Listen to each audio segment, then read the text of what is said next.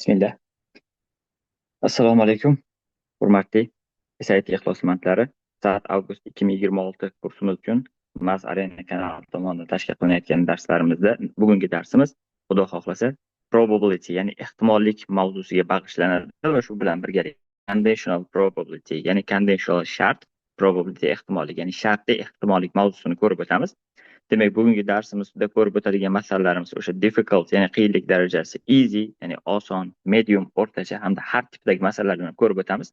Deylik, har qaysidan ma'lum bir miqdorda, misol uchun 5 tadir, 10 tadir. Bu o'sha masalaning qiyin, osonligiga qarab turib yoki o'sha vaqtimizni, imkoniyatimiz yetishiga qarab turib o'rganamiz.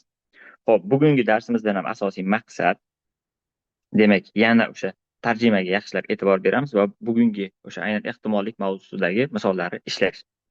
Xo'p, ehtimollik mavzusida bilamiz, o'sha ehtimollikni o'zini hisoblashda uning klassik, ya'ni statistik ta'rifi bor, klassik ta'rifi bor. Bu nima?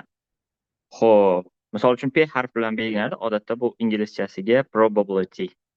Mana masalan, mavzuni nomidan ko'rgan bo'lsangiz kerak. Probability. Xo'p, ya'ni ehtimollik deyiladi. Biz buni kelaylik A hodisani, ya'ni event deyiladi inglizchasiga. Hodisa A hodisaning yuz berishi ehtimolligini topishimiz uchun o'sha A hodisani yuzaga keltirishni nisbat olamiz. A hodisani yuzaga keltiradigan kerakli kombinatsiyalar soni bilan, ya'ni zarur, aynan bizdan kutilgan hodisani beradigan kombinatsiyalar soni bilan kerakli kombinatsiyalar soni, deylik, kombinatsiyalar sonini olamizda va uni bo'lamiz bizda yuz berishi mumkin bo'lgan o'sha bizdan so'ralayotgan oraliqdagi jami kombinatsiyalar soniga. Kombinatsiyalar soniga bo'lamiz. Bo'ldi. Mana shu berilgan sonni nimasida berilgan A hodisaning ehtimolligi deyiladi. Ehtimollik 0 u 1 oralig'ida bo'ladi. Mana. Demak, 0 dan katta yoki teng bo'lar ekan PA hamda kichik yoki teng 1 bo'ladi. Hop, ehtimollik 0 degani yo umuman hech qachon yuz bermaydigan yoki yuz berishi juda ham kamdan kam bo'lgan holatdagi ehtimollikni, hodisani anglatadi. Agar uni yuz berish ehtimolligi 1 ga teng bo'lsa, bunday hodisa muqarrar hodisa deyiladi. Xo'p, A hodisaga teskari hodisaning ehtimolligi degan tushuncha bor. Bu PA ustida chiziq chizamiz. Xo'p, bu degani PA ustida chiziq degani A hodisaga teskari hodisaning ehtimolligini topish uchun 1 dan ayirishimiz kerak PA. Ayniqsa matematika, DTMga tayyorgarlik ko'rayotgan, milliy sertifikatga, ayniqsa attestatsiyaga tayyorgarlik ko'rgan ustozlarda menimcha kombinatorika mavzusi bilan ham, jumladan mana bu ehtimollik mavzusi bilan ham bog'liq muammo bo'lmasa kerak. Hammalari barchasini qanaqa usul ishlashini bilishadi, geometrik ta'rifni ham bilishadi, geometrik yuzalar bilan bog'liq ehtimolliklarni hisoblashni ham bilishadi. Bizda faqat SITda o'sha tarjimasini o'rganib, yangi misollarni bajarib bersak nima bo'lgani. Xo'p, boshlanishiga birinchi boshlayotgan misollarimiz, demak, easy tipdagi masalalar bo'ladi. O'ylaymanki, bu misollar sizlar uchun qiyinchilik tug'dirmaydi. Faqat shu nima bizga kerakli, qaysi biri bizdan so'ralayotgan kerakli kombinatsiya, qaysi biri jami kombinatsiya ekanligini ajratib olsak, shuni o'zi yetarli bo'ladi, menimcha. Demak, birinchi masaladan yechimlarini nima qilishni boshlaymiz. Xo'p, ekranni imkon qadar sizga yaqinlashtirib ko'rsataman. Each face deyapti. Bu degani har bir tomonining yuzi, face bu yuz ma'nosida, ko'rchakning yoki birorta bir ko'pyoqning, ya'ni jismning bir tomonini nazarda tutyapti. Hamma tomonlari teng imkoniyatlarga ega bo'lgan. Fair degani adolatli degani, bu degani teng imkoniyatlarga ega bo'lgan 14 sided deyapti. Bu 14 tomonli qandaydir bitta jism bor ekan. O'sha jism labeled deyapti. Demak, yorliqlar bilan yoki yorliq bilan yopishtirilgan yoki yozib chiqilgan. Nima yozib chiqilgan desa, with a number deyapti, sonlar yozib chiqilgan. From 1 through 14. Bu degani 1 dan 14 gacha bo'lgan sonlar nima qilingan? 14 tomoniga yozilgan 14 yoqli muntazam jism bor. Endi bu yerda aytyaptiki, with the different numbers appearing on each face. Har bir tomonida turli sonlar yozilgan deyapti. Ya'ni deylik, bitta son 2 marta takrorlanmagan demoqchi. Bu imkon qadar o'sha berilgan masalani shartida kamchilik qoldirmaslikka harakat qilib beriladi SATning savollarida. So'rayapti, if the die is rolled one time, agar mana shu jismimiz bizlarning nima bo'layotgan bo'lsa, bir marta tashlanayotgan bo'lsa, e'tibor bering, one time. Ba'zida 2 marta deydi, 2 times deydi yoki 3 times deydi, 2 marta tashlandi, 3 marta tashlandi deydi. Mana tanga 1 marta tashlandi, 2 marta tashlandi, 3 marta tashlandi degan masalaga o'xshaydi. Bizlardan so'rayapti, what is probability of rolling A2? Tomoni 2 tushish ehtimolligi nechiga teng? Endi buni bilish uchun men P harfi bilan belgilab ketaveraman. A ni o'zini yozib o'tirmayman. Demak, probability. Bizda 1 dan 14 gacha turli sonlar bor va jami kombinatsiyalar soni 14 ta ekan. Har bir raqamimiz faqat bir marta ishtirok etgani uchun, demak, bitta aynan 2 soni bo'ladimi, 3 soni bo'ladimi, 4 soni bo'ladimi va hokazo 14 soni bo'ladimi? Har bir sonning tushish ehtimolligi teng imkoniyatlar ostida 1/14 bo'lar ekan va bu bizda holatda A javob bo'ladi. Birinchi misolimizning javobi. Xo'p, o'ylaymanki, ushbu masalaning yechimi sizga tushunarli bo'ldi. 14 ta tomoniga 1 dan 14 gacha bo'lgan raqamlar yozilgan teng imkoniyatli, teng tomonli muntazam jismning ikki tomoni yozilgan qismi ustiga tushish ehtimolligi nechaga teng? Bir marta tashlanganda deyilyapti. Demak, har bir tomoni uchun, har qanday raqam uchun bu nima bo'ladi? 1/14 bo'ladi. Ba'zida bizdan so'raydi, shu tushgan tomoni juft bo'lishi ehtimolligi, toq bo'lishi ehtimolligi yoki 5 ga karrali bo'lishi ehtimolligi yoki 3 ga karrali bo'lishi ehtimolligini so'raydi. Endi ehtimollik bilan bog'liq, kombinatorika bilan bog'liq muammo menimcha hech kimda yo'q.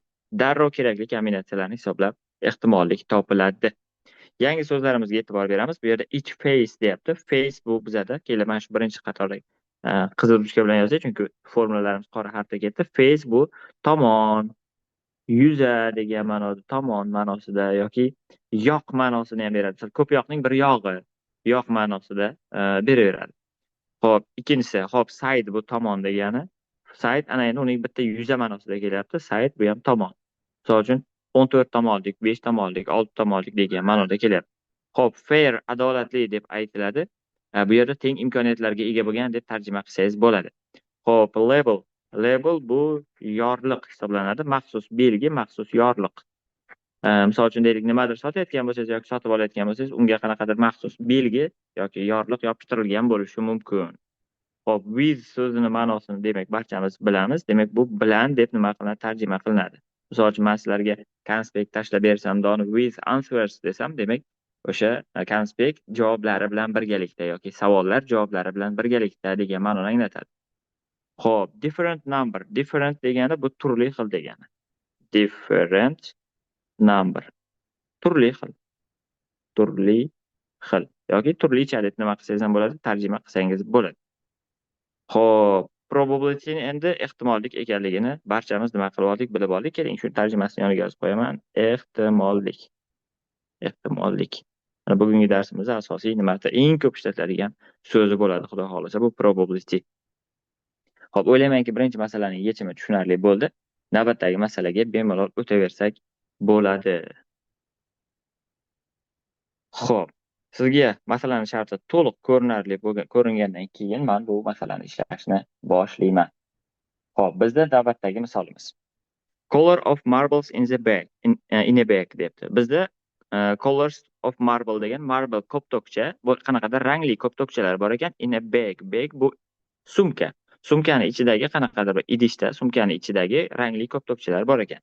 Xo'p, bu color, rang, number ularning soni. Red 8 ta, qizilidan 8 ta ekan, blue 10 ta, ya'ni ko'kidan 10 ta ekan, greendan 22 ta, yashilidan 22 ta ekan. Total 40 ta, ya'ni jamisi 40 ta ekan. Demak, mana shunaqa 8 ta qizil, 10 ta ko'k, 22 ta yashil rangli koptokchalardan iborat jami 40 ta koptokcha bitta idish ichida, ya'ni bitta bag, sumkani ichida turibdi. Yaxshi. Endi bizlardan so'rayotgan narsasiga e'tibor bering. The table shows the number of different colors, turli ranglardagi of marbles in a bag. Demak, bizlarga aytyaptiki, jadval ko'rsatyaptiki, the table shows, jadval ko'rsatyaptiki, the number of different colors of marbles in a bag. Birorta bir sumkadagi turli ranglardagi koptoklarning sonini ko'rsatyapti. Bizga aytyapti. If a marble is chosen, e'tibor bering, if a marble, ya'ni bitta koptokcha chosen yoki bizlarda select yoki choose bu tanlamoq degan ma'noni anglatadi yoki select degan ma'noda ham tanlamoq ma'nosini anglatadi. At random yoki randomly deydi. Bu degani tasodifiy tarzda degani. From the bag, sumkadan bitta rang, bitta koptokcha tasodifiy ravishda tanlansa, what is the probability? Ehtimolligi qanday bo'ladi? The marble will be blue. Shuning ko'k rangli koptokcha bo'lish ehtimolligini nima qiling debdi, toping deyapti. Demak, bu yerda ehtimollik nuqtai nazaridan masalaning yechimi juda nima bo'lar ekan? Oson bo'lar ekan. Xo'p, P bizga keraklisi pastda jamisi, tepada esa o'sha kerakli ranglar, ya'ni bluelar, ko'klar qancha? Ko'klar nechta? Xo'p, ko'klarimiz bizlarda 10 ta, jamisi esa 40 ta. Mana bu 10 ni mana bu suratga olib borib qo'yamiz, 40 ni esa nimaga olib qo'yamiz? Mahrajga olib borib qo'yamiz. Demak, bu 10 taqsim 40 bo'lar ekan, qisqartirsangiz javobi 1 taqsim 4 bo'ladi. Ya'ni o'sha jism idishdagi ko'k ko'p toklarning sonini jami ko'p toklar soniga bo'lamiz va bu bizda D javob to'g'ri ekanligini ko'rsatyapti. Sezganingizdek, bu yerda yangi so'zlar juda ko'p va bu so'zlar boshqa masalalarda ham bir necha bor takrorlanadi. Shuning uchun hozir ularni biz bir marta chiroyli qilib yozamiz, keyingi safar qayta-qayta yozib o'tirmaslik uchun. Demak, boshladik. Color bu rang degani. Color rang. Xo'p, marble ko'p tok. Marble ko'p tokcha. Ko'p tok. O bilan yozamiz. Ko'p tok. Xo'p, bag. Bag bu sumka degani. Sumka. Mana o'zimiz maktabga ko'taradigan, ishga ko'taradigan sumkalarimiz. Xo'p, number bu soni degan ma'noni beradi. Demak, red bu qizil. Qizil. Ayniqsa mana shu masalalarni yechayotgan payti, deylik hozir biz barchasini tarjima qilyapmiz. Agar siz buni tarjima qila olmasangiz, ya'ni redni, blue, greenlarni tarjimasini bilmasangiz, yo'q. Shunchaki blue kerak ekan, blue nechta? 10 ta. Jami nechta? Total 40 ta. Bo'ldi. Ana shu kerakli so'zlarni ajratib bilsangiz bo'ldi tarjimasini. Hammasini bilishingiz shart emas. Xo'p, navbatdagi so'zlarimiz bizlarda blue ko'k, blue ko'k rang, ko'k rang ma'nosida kelyapti bu yerda. Xo'p, green yashil, green yashil ma'nosida kelyapti. The table shows, table bu yerda jadval. Jadval juda ko'p masalalarimiz ehtimollikda jadval ko'rinishida keladi yoki so'z bilan ifodalangan bo'lsa ham o'sha jadval shaklida yechiladi, jadval tuzib yechiladi. Show ko'rsatmoq ma'nosini anglatadi. Show W bilan ko'rsatmoq. Ko'rsatmoq. Xo'p, different colors boya yozdik bularni tarjimasini. If agar mana eng ko'p uchraydigan so'z ehtimollikda mana bularni qizil ruchka bilan yozmasak bo'lmaydi. Endi qaranglar. Bizlardan aytadi choose deydi. Mana choose so'zi yoki select so'zi. Bu tanlamoq degani. Tanlamoq. Odatda bir narsa tasodifiy tarzda tanlanadi. Xo'p, random. Random. Bu degani tasodifiy tarzda degani. Tasodifan. Yoki randomli bo'lsa tasodifiy tarzda bo'ladi. Bu fe emas, bu te. Tasodifan tanlandi. Xo'p, from dan degani bag bu yerda sumka. Buni tarjimasini yozibmiz. Xo'p, will be blue. Demak, ko'k bo'ladi. Oling qaysi birini ehtimolligi ko'k bo'ladi. Chiqqan olingan ko'ptokning ko'k bo'lish ehtimolligini topishimiz kerak ekan. O'ylaymanki, ushbu masalani yechimi juda oddiy bo'ldi va tarjimasi ham sizlarga tushunarli bo'ldi. Mana shunday jadval shakldan keyingi masalalarda imkon qadar kerakli joylarni ajratib beraman. O'zingiz nima qilib ketaverasiz, hisob kitobini qilishingizga juda ham oson bo'ladi. Navbatdagi masalaga o'tamiz. Demak, navbatdagi masala sizga to'liq ko'rinarli bo'lish boshlaganda men masalani tushuntirishni boshlayman. Yaxshi. Xo'p, endi e'tibor bering. Customer purchases at a gas station. Demak, qanaqadir gaz bekatida, ya'ni bu olishimiz kerak bo'lgan, deylik savdosi bo'ladigan joyda mijozlar nima qilishyapti? Xarid qilishyapti uni. Va bizlarda e'tibor bering, turli toifadagilari bor. Bu nima degani? Gasoline purchases, ya'ni sotib oladigan va sotib olmaydiganlar bor. Keyin beverage purchases yoki uni olmaydiganlar bor va hokazo. Ularning har birining qiymatlari va jami qiymat berilgan. Mana bunaqa jadval juda ko'p beriladi va biz buni nima qilishimiz kerak? Aytishimiz kerak. Hop, o'rganishimiz kerak. Agar mabodo shunaqa jadval berilmagan bo'lsa ham hali shunaqa masalalar keladi. Bunaqa jadvallarni o'zimiz tuzishni o'rganishimiz kerak. Hop, on Tuesday. Demak, bizlarda aytyaptiki, seshanba kuni, on Tuesday, seshanba kuni, the local gas station had 135 customers. Demak, mahalliy gaz stansiyasida, o'sha gaz tarqatadigan zapravka deylik, mana metan zapravkada 135 ta customer, mijoz bor edi deyapti. The table above, yuqoridagi jadval summarize ko'rsatadiki, nima deyapti desa, whether or not customers on Thursday purchased gasoline. Bu degani o'sha seshanba kunida ularni qaysilari gaz xarid qilishi yoki qilmasligini ko'rsatadi deyapti. Endi mana bu yerda beverage so'zini tarjimasini bilmadik. Both degan so'z bu juda ham muhim so'z hisoblanadi. Mana bu ikkalasi ham degan ma'noni anglatadi. Xo'p, mana bu yerda or neither. Mana misol uchun bizlarda bor either so'zi bor hamda neither so'zi bor. Bularni hozir strukturada qanaqa ishlatilishini yozib beraman. Avvalaman bir marta yozib bergan edim. Buni ham nima qilamiz ko'ramiz. Va bizga aytyapti based on the data in the table, yuqoridagi jadvaldagi ma'lumotga asosan, based asoslanib, on the data ma'lumotga, in the table jadvaldagi, what is the probability that, ehtimolligini toping. Nimani ehtimolligini toping desa, mana shu yerdan customer selected at randomly, agar birorta bir mijozni tasodifiy tarzda olsak, o'sha tasodifiy olingan mijozning did not purchase gazolon bo'lishi, ya'ni gaz sotib olmaslik ehtimolligini toping deb nima qilyapti, aytyapti. Demak, bunda ehtimollikda bitta o'zi chiroyli formulamiz bor, shuni ishlatamiz. Qanaqa? Demak, peting, xo'p, bizga gaz sotib olmaganlarning umumiy miqdori kerak, total kerak. Ya'ni qaysi biri kerak desa, mana bu. Gasoline not purchased deyapti mana. Gasoline not purchased. Mana bu yerda gasoline not purchased bu bitta bu. Mana 50 ta. E'tibor bering, mana ma'lumki bo'lyapti bizda. Bo'ldi, mana 50 kerak bizga. To'g'rimi? Va jami mijozlar nechta? Total, ya'ni umumiy jami mijozlar mana bizda nechta bo'ladi? 135 ta bo'ladi.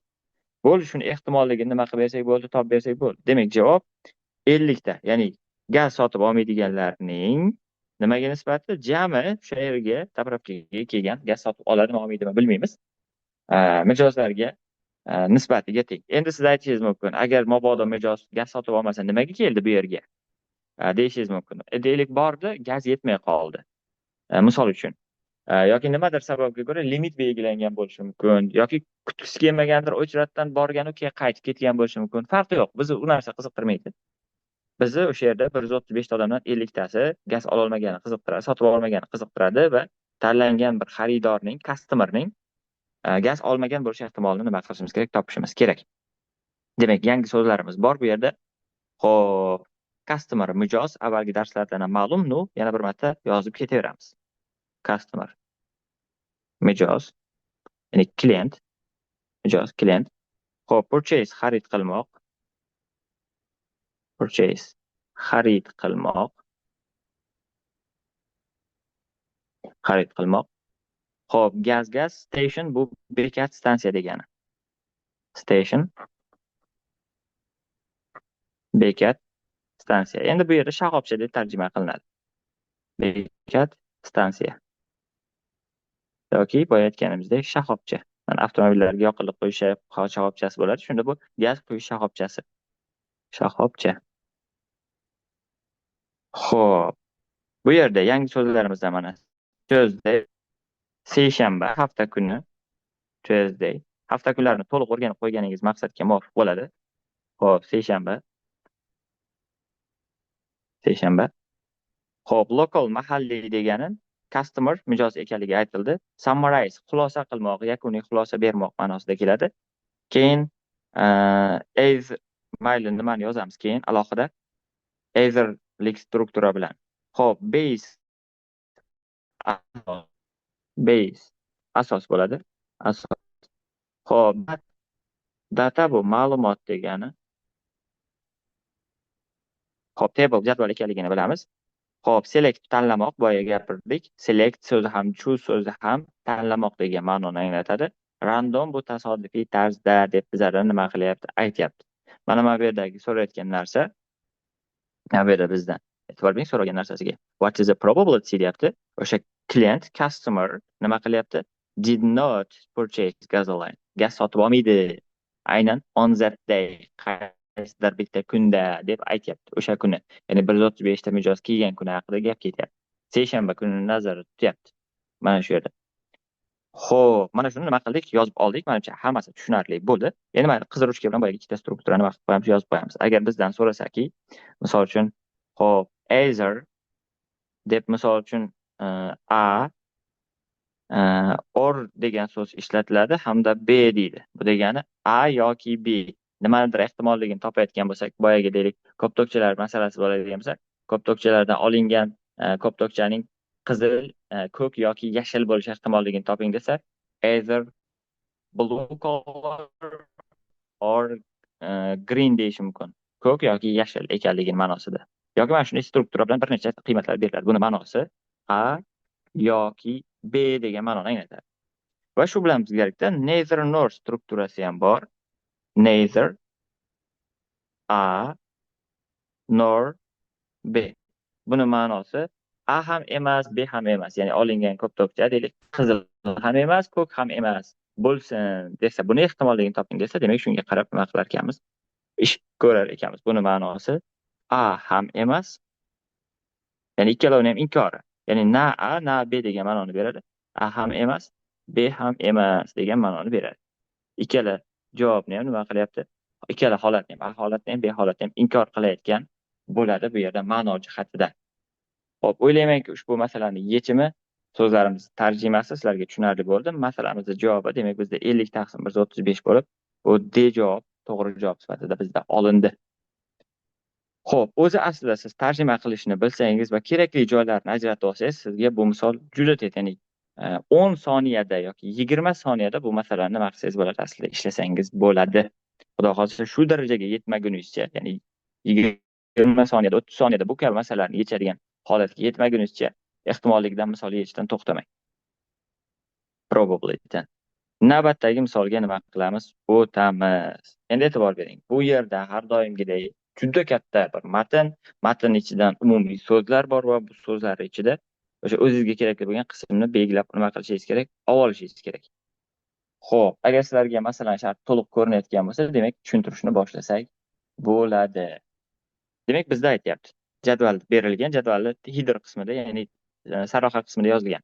Number of high school students who complete summer internship deyapti. Bu yerda jadvalda summer yozgi, yoz faslini anglatyapti. Internship bu yerda qanaqadir stajirovka, amaliyot haqida gap ketyapti. Complete yakunlamoq, ya'ni yozgi amaliyotni yakunlagan high school, ya'ni yuqori maktab o'quvchilarining soni keltirilgan. Bu nima bo'yicha keltirilgan desa, yillar kesimida keltirilgan va high schoollarning nomi keltirilgan. Misol uchun ikkita school bor ekan, mana Foothill bilan Valley school'larining 2008, 2009, 2010, 11, 12-yillardagi yozgi amaliyotlarni yakunlagan talabalar soni keltirilgan va ularning yillar kesimidagi hamda umumiy har bir yildagi alohida sonlari keltirib o'tirilgan. Kerakli.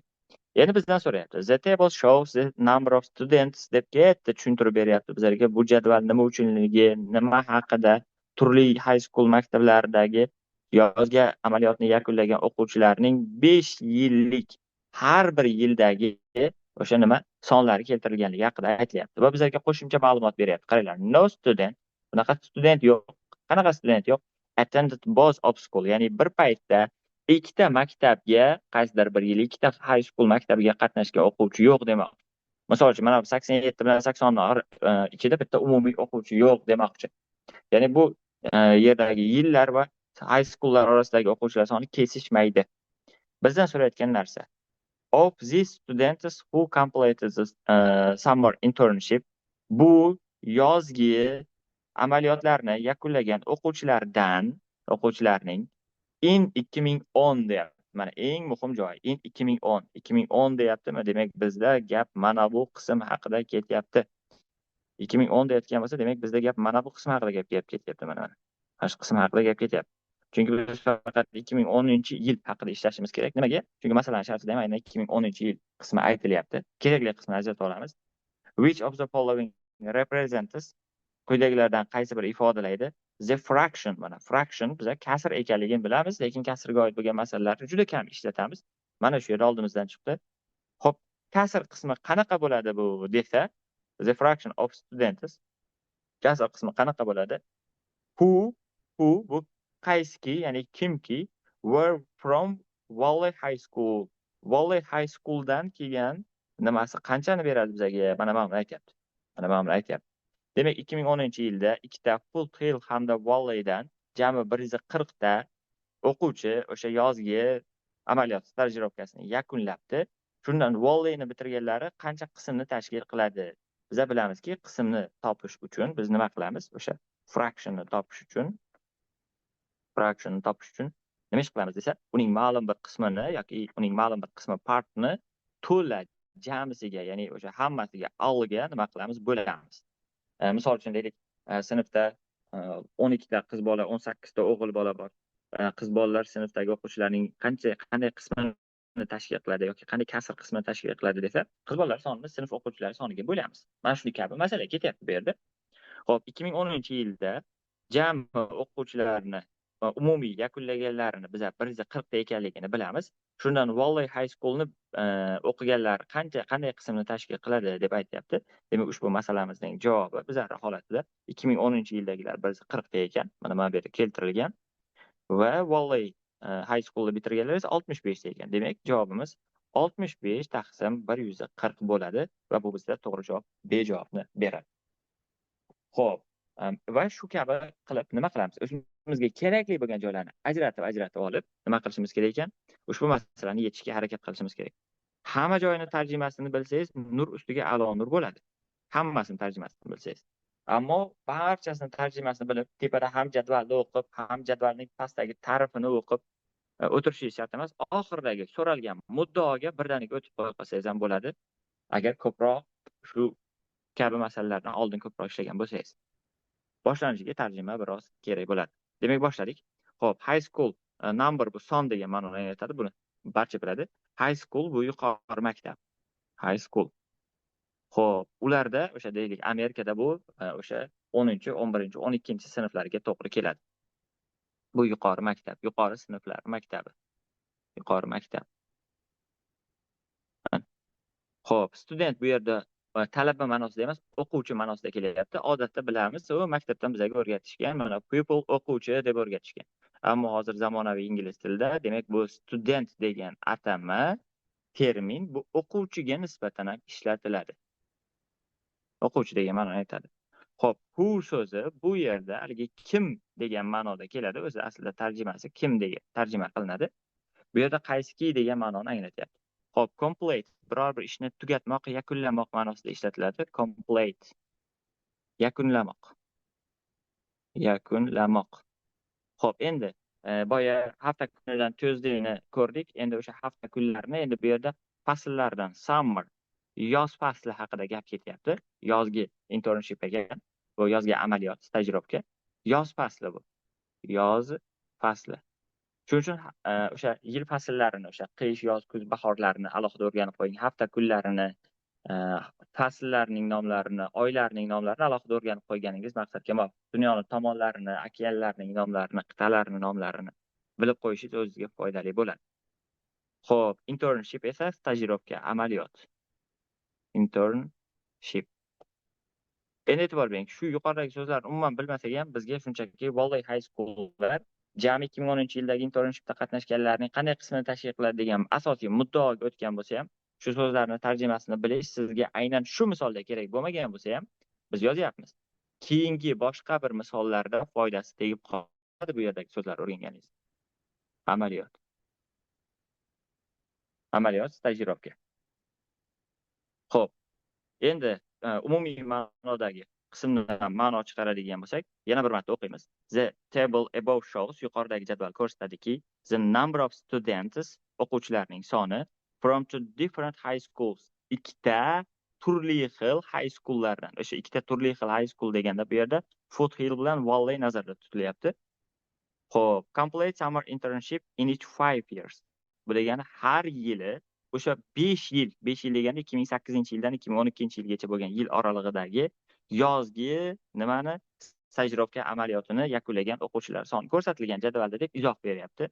Va hech bir student ikkita maktabda bir paytda o'qimaganligi ta'kidlanyapti va bizdan so'rayotgan narsa 2010-yilda o'sha yozgi stajirovkani yakunlagan, amaliyotni yakunlagan o'quvchilar ichidan Valley High School bitiruvchilari o'sha jami 2010-yil bitiruvchilarining qanday qismini, fraction, qanday kasr qismini topishini, tashkil qilishini topish nazarda tutilyapti. Xo'p, bu yerdan yangi so'zlarimiz. Different boya yozdik, turli xil deb yozdik. Yuqoridagi so'zlarni yozdik. 5 years, yilning endi yil ekanligi ko'pchilikka ma'lum. Xo'p, attend, no student yo'q degani bu yerda attend bu ishtirok etmoq. Avvalgi darslardan ma'lum edi, bu darsda yozmaganimiz uchun mayli birinchi marta bo'layotgani uchun yozamiz. Attend bu ishtirok etmoq, qatnashmoq degan ma'noni anglatadi. Ishtirok etmoq, qatnashmoq. Qatnashmoq ma'nosida. Xo'p, bo'z degani ikkalasi ham degani. Mana odatda bo'z so'zi ikkita bir juftlik haqida bir juft narsa haqida gap ketayotgan payti ikkalasi ham degan ma'noni anglatadi. Ikkalasi, har ikkovi degani. Har ikkovi.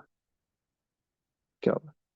Xo'p, agar mana shu yerda uchta high school bo'lganda bo'z degan so'zi ishlatilmas edi. Bo'z faqat shu juftlikka nisbatan ishlatiladi. Xo'p, o'ylayman qolgan so'zlarning tarjimasi sizga tushunarli bo'ldi. Fraction bu kasr. Fraction bu kasr. Yozib qo'yamiz. Mana bu yerga o'zbekchasiga chiroyli qilib nima deb yozamiz? Kasr deb yozib qo'yamiz. Kasr. Xo'p, o'ylaymanki ushbu masalani yechimi sizlarga tushunarli bo'ldi. Xo'p, kuzatuvchilarimiz bemalol chat qismida faollik qilishlari, o'sha masalalarni javoblarini oldindan yozishlari yoki qanaqadir bir fikr mulohazalar bo'lsa, deylik, tushuntirish borasida yoki dars o'tish borasida fikr mulohazalarini chat qismida bemalol yozishlari mumkin. Har zamonda qarab chat qismini ham kuzatib turibmiz. Agar hammasi bu yerda joyida bo'lsa, navbatdagi misolga nima qilsak ham bo'ladi, o'tsak ham bo'ladi. Xo'p. Yaxshi. Navbatdagi misol sizlarga to'liq ko'ringanda tushuntirishni boshlasak bo'ladi. Xo'p, navbatdagi misolimiz bizda. Xo'p, voice type bu degani ovozining turi. Voice bu yerda ovoz, type turi, ovoz turi bor ekan va ularning 4 xili bor ekan. Bular barchasini tarjimasini bilish shart emas. Va number of singers bu degani singer bu qo'shiqchi. Qo'shiqchilarning sonlari deylik, qanaqadir bir musiqiy yo'nalishda turli janrlarda, turli yo'nalishlarda ijod qiladigan turli xil sondagi nimalar bor, bu yerda qo'shiqchilar keltirilgan. Va bizga aytyapti, a total of 25 men registered for a singing lesson. Talaffuzda adashsam yoki xato qilsam aytib buyurmaysizlar. Xo'p, bizga aytyapti. Xo'p, qo'shiq darslariga, ya'ni ashula darslariga 25 ta erkak jami nima qilibdi? Registered, ro'yxatdan o'tdi. The frequency table show. Frequency bu o'sha takroriylik, davriylik ma'nosida. Har birida necha martadan qatnashgan ma'nosida keladi. Keling, bu yerda men frequencyni nima deyman desa, takroriylik deb ataymiz. Takroriylik. Yoki buni ikkinchi bir nomi bor, bu ikkinchi bir nimasi bor, so'zi bor. Bu chastota deyiladi. Ya'ni bitta element necha marta nima qilgan, qatnashganligini, bitta elementning necha marta qatnashganligini anglatadi jadvallarda. Hali xudo qolsa statistikaga oid mavzularni ko'rganimizda ma'lum bir qiymatlar bir necha marta takrorlansa, o'sha frequency deyiladi. Table shows how many of these singers have certain voice types. O'sha jadval ko'rsatadiki, aynan ma'lum bir tipdagi ovoz turlari uchun mos keladigan qo'shiqchilar nima qilingan, soni ko'rsatilgan. Qancha ekanligi. If one of these singer, agar mabodo shu singerlardan is selected at random, bittasini tanlasak, e'tibor bering, bizga aytyapti nima? These singerslardan one selected qilsak, bitta tanlasak deyapti. At randomly, ya'ni tasodifiy tarzda deyapti. What is probability is a baritone. O'sha qo'shiqchining bariton ovoz toifasi bo'yicha kuylashi, tarjimasi qiziq emas. Bariton ovoz toifasi bo'yicha kuylashi qanday? Endi bu yerdagi ovoz toifalarining turlari bizdagi go'yoki kimdir estrada yo'nalishida, kimdir klassika, kimdir rap, kimdir maqom yo'nalishida kuylaydi, kimdir baxshilik yo'nalishi bo'yicha kuylaydi. Bu yerdagi o'sha voice typelar mana shu ma'noda tushunsangiz bo'ladi. Qo'shiqchilikning turlari, ijro turlari deb tasavvur qilsangiz ham bo'laveradi. Demak, javobini darrov topib qo'ya qolamiz. Demak, bu yerda ehtimollik P harfi bilan belgilanadi. Tepaga yozsak ham bo'lar ekan, ushbu masalamizning javobini mana P harfi bilan belgilanadi. Xo'p, baritonlar bizlarda mana 10 ga teng va total 25 ga teng. Demak, bu 10 taqsim 25 bo'lar ekan. Javoblarimiz barchasi 10 li kasrlarda bo'lgani uchun, xo'p, bu 2 ga qisqartirsak 2 taqsim 5 beradi. Bu 0.4 ga teng va bu bizda B javobini ifodalayapti. Bo'ldi, shunday qilib masalamizning javobi oddiy ekan, bejavob ekan. 25 ta qo'shiqchi bor. Biz tanlagan qo'shiqchi bariton yo'nalishi bo'yicha ijrochi qo'shiqchi bo'lish ehtimolligini topishimiz kerak. Buning uchun o'sha bariton yo'nalishi bo'yicha qo'shiq kuylaydiganlarning 10 tasini jami qo'shiqchilar soni 25 ga bo'lish kerak. Javob 0.4 chiqdi. Agar sizdan counter tenor yo'nalishini so'rasa, demak 4 ni 25 ga bo'lasiz. Tenor yo'nalishini o'zini so'rasa, 6 ni 25 ga bo'lasiz. Bassni so'rasa, 5 ni 25 ga bo'lasiz. Va hokazolar. Ya'ni turli xil javoblar chiqarishingiz mumkin. Xo'p, o'ylaymanki, bu yerda hammasi tushunarli bo'ldi. Voice bu yerda o'sha ovoz ma'nosini anglatadi. Haligi voice message deydik, ovozli xabar. Mana shu ma'noda kelyapti. Demak, voice bu yerda ovoz ma'nosini anglatyapti. Bu xo'p, type bu tur xil degan ma'noni anglatadi. Tur, xil, toifa ma'nolarida keladi. Xo'p, singer qo'shiqchi, ashulachi deb tarjima qilinadi. Xo'p, total jami men bu erkaklar, men bu man so'zini o'sha menni ko'plikdagi shakli erkaklar deb tarjima qilinadi. Women esa ayollar deb tarjima qilinadi. Register ro'yxatdan o'tmoq, demak register so'zini menimcha hamma bilsa kerak, ro'yxatdan o'tish ekanligini. Ro'yxatdan o'tmoq. For a singing lesson. Singing lesson. Xo'p, demak bu yerda singing bu kuylamoq, kuylash, qo'shiq kuylash. Lesson dars ekanligi endi ma'lum, hammaga shuncha yozib o'tirmaymiz. Qo'shiq kuylash. Xo'p, frequency, takroriylik, chastota deb aytdim. Statistika mavzularining eng muhim so'zi hisoblanadi. Shuning uchun buni qizil ruchka bilan yozsak ham arziydi. Frequency bu takroriylik, chastota deb ataladi. Takroriylik bir element yoki bir qiymat necha marta takrorlanayotganini bizga bildiradi. Chastota. Xo'p, bu yerda certain muayyan bir degan ma'noni anglatar ekan. Select tanlamoq at random tasodifiy tarzda probability ehtimolligini toping deb aytyapti. Menimcha qolgan hamma narsa tushunarli bo'ldi. Agar hammasi joyida bo'lsa, navbatdagi misolga ishlashga o'tsak ham bo'ladi. Xo'p, yangi so'zlar chiqsa ham e'tibor bergan bo'lsangiz, men avval bu so'zning tarjimasini yozgan bo'lsak, ushbu darsimiz mobaynida men uni yozmaslikka harakat qilaman. Bir marta o'sha tarjimani ham sizga eslatib o'tib ketaman. Siz ham eslab qolishga harakat qiling. Konspekt tashlab berilganda videoni ko'rganingizda yana bir marta takrorlash bo'ladi. Navbatdagi masalamiz. Va bizda o'sha navbatdagi masalada aytilyapti. Sizga ham ekran to'liq ko'rinarli bo'lganda masalani boshlaymiz, ishlashni boshlaymiz. Yaxshi. Xo'p. Demak, boshladik masalani ishlashni. Bizga aytyapti, a survey taken by ming students. Bu degani survey, so'rovnoma taken olindi. So'rovnoma olindi. Xo'p, nima bo'yicha desa, 1000 ta o'quvchi ichidan so'rovnoma olishibdi at school, maktabda. Xo'p, nima so'rashibdi? Mana ask, so'ramoq, so'rashibdi. Nimani so'rashibdi desa, xo'p, whether they play at school sports. Ular maktabdagi sport turlari bilan shug'ullanishadimi, yo'qmi? Shu haqida nima qilishibdi, so'rashyapti va aytyaptiki, the table below, quyidagi jadvalda summarize, ya'ni umumiy xulosa qilingan yoki jamlangan degan ma'noni bersa ham bo'ladi. Summarize so'ziga jamlangan yoki xulosa qilingan degan ma'noda yozsangiz ham bo'ladi. Mana summarize so'zining ma'nosini all, barcha, 1000 students response. Demak, biz ular so'rashyapti, so'ralgan ask request bo'ladi. Response bu yerda javob. O'sha 1000 ta javobni studentlarning so'rovnomada bergan javoblarini, response bu yerda javob. Javoblar aks ettirilgan va ular ichiga e'tibor bering. Jadvalni yaqinlashtiraman sizga, qolgan qismini keyin ko'raveramiz. Jadvalni yaqinlashtiramiz. Males. Male bu erkaklar degani, female ayollar. O'sha so'rovnoma o'tkazganda qatnashgan 1000 ta sini ichidan, xo'p, demak erkaklar maktab sporti bilan shug'ullanaman deganlari 312 ta va o'sha maktab sporti bilan shug'ullanmayman deganlari bu noma'lum X ekan. Yaxshi. Ayollardan jamisi 220 tasi maktab sporti bilan shug'ullanaman debdi, 216 tasi shug'ullanmayman debdi. Yaxshi. Endi bizlarda e'tibor bering. How many of males surveyed? Bu degani qancha erkaklar responded, javob bergan. Nima deb desa, do not play a school sport. O'sha maktabdagi sport bilan nima qilishmas ekan, shug'ullanishmas ekan. Do not bu yerda inkorni beryapti. E'tibor bering, mana shu yerdagi oddiy bittagina so'z, mana shu not degan so'z inkorni beryapti va siz mana bu yerdan shuni nima qilishingiz kerak, topishingiz kerak mana shu yerdagi do notni.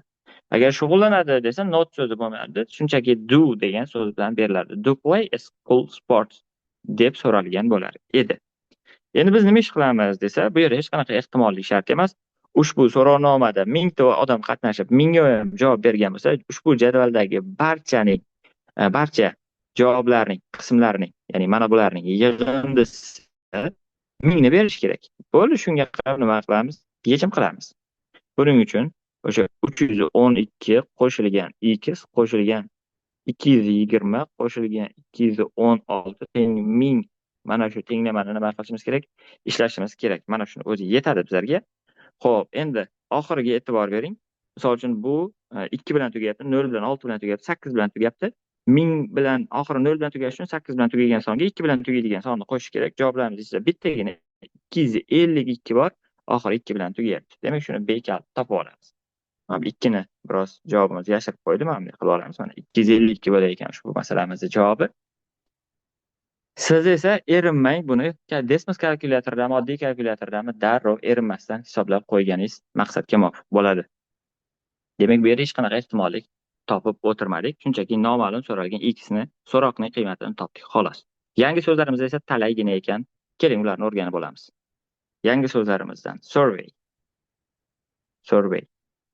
Odatda statistika mavzularida ham juda ko'p keladigan bu so'z, bu so'rovnoma degan ma'noni anglatadi.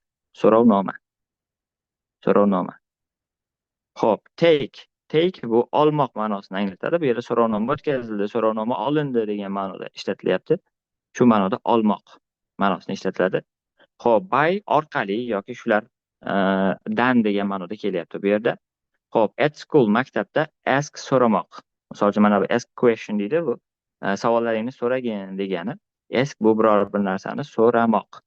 Odatda bizlarga mani savolimga so'ragan narsamga javob berdiğimizde answerni javob sifatida olamiz. Lekin bu yerda shu so'rovnomaga berilgan javoblarni response sifatida nima qilingan aytilyapti ushbu yerda. Response bu so'rovnomada yoki berilgan savolga yoki berilgan so'rovga javob.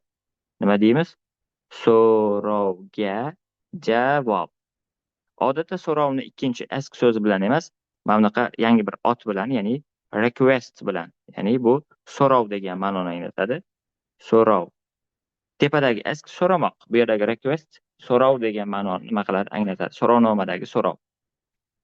Demak, siz u so'rovnomadagi savolga javob bermasligingiz bu ixtiyoriy yoki o'shani javobini bilmasligingiz ham bu ixtiyoriy. Yaxshi.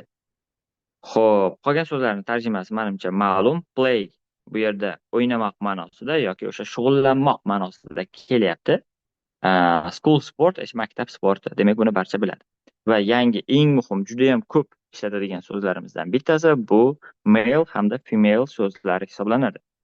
Demak, male bu erkak degan ma'noda kelyapti bu yerda. Xo'p, jins nuqtai nazaridan, haligi jinsi qanaqa buni desa, erkak ayol deyilar-ku, o'sha yerdagi ma'noda jins nuqtai nazaridan male erkak degan ma'noni anglatadi, female esa o'sha ayol degan ma'noni nima qilar ekan? Anglatar ekan, ayol ma'nosini anglatadi. O'ylaymanki, ushbu masalaning yechimi, yangi so'zlarimiz va ularning tarjimalari sizlarga tushunarli bo'ldi. Agar qo'shimcha fikr mulohazalar bo'lmasa, navbatdagi misolni yechishga kirishsak ham bo'ladi.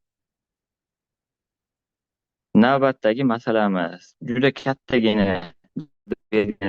misol ko'rinishga demak, uni yechimi juda sodda bo'ladi. Bu tajribadan ma'lum. Ko'pchilik emas, shunaqa fikrda bo'lsa kerak. Xo'p, shuni nima qilamiz? Hozir ko'ramiz. Sizlarga savol to'liq ko'rinarli bo'lganda tushuntirishni nima qilamiz? Boshlaymiz. Demak, bizga aytyapti. A table gives the distribution, mana bu yerda yangi so'z bor ekan. Jadvalda berilgan, mana give bermoq, distribution nima bor desa, taqsimot berilgan of votes. Vote bu ovoz, qanaqadir deylik. Saylov o'tkazilyapti yoki nimagadir ovoz berishyapti, shu ovoz ma'nosida kelyapti. For a new school mascot and grade level for Saxon students. Demak, bilim darajasi bu yerda grade, baholar darajasi, grade bu yerda baho ma'nosida kelyapti, level daraja, baholar darajasi bo'yicha hamda maskot nima ekanligini bilmadik. Demak, yangi maktabda shu bo'yicha nima qilingan ekan? 8 ta kechirasiz, 8 emas, 80 ta talaba uchun nima qilishibdi? Qiymat berilgan. Xo'p, bu yerda maskotlar berilgan, qanaqadir bir turi nima ekanligini bilmaymiz va o'shalarning o'sha 6-7 hamda bu yerda 9 turlari berilgan ekan. 8 ekan. Mana 8, demak bizda bu 6 degani, seven is 7 degani, 8 is bu 8 degani. Grade level. Bu adashmasam sinflar haqida gap ketyapti. Va ushbu jadval berilgan xolos sizlarga. Yana bizdan so'rayapti. If one student select at random, agar bitta o'quvchi tanlansa, tasodifiy tarzda, shu tanlangan o'quvchining new mascotlarga line'ga ovoz berish ehtimolligini nima qiling debdi, toping debdi. Line bo'lishi kerak ekan. Bu degani u nechinchi sinfda o'qilishi haqida gap ketmayapti. Bizdan so'rashi mumkin.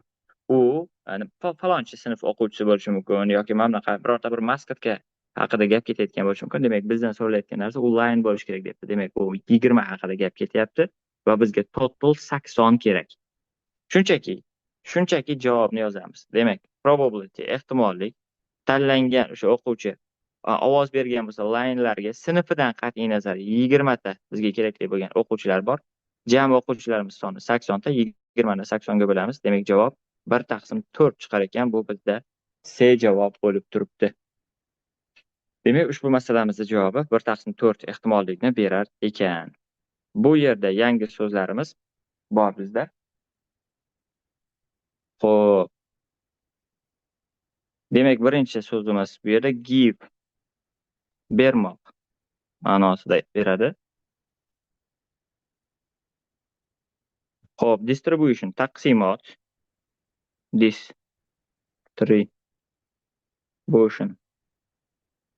Distribution. Taqsimot. Buni statistikada ham hali ko'ramiz. Bu so'z yo'q, uchraydi hali savollarda. Xo'p, what? Bu ovoz bermoq. Endi bu yerda ovoz ma'nosida kelyapti. Qanaqa?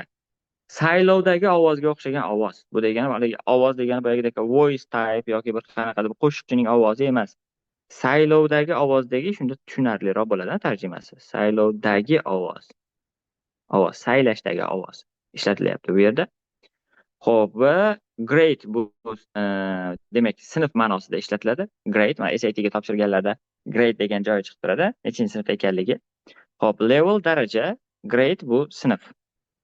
Bizlar klass deb ataymiz, ular grade deb ataydi. Demak, bu o'sha sinf ma'nosida ishlatilyapti. Misol uchun 7-sinf, 6-sinf, 5-sinf ma'nosida keladi. Xo'p, level daraja ekan. Level bu daraja ma'nosini anglatadi. Yaxshi.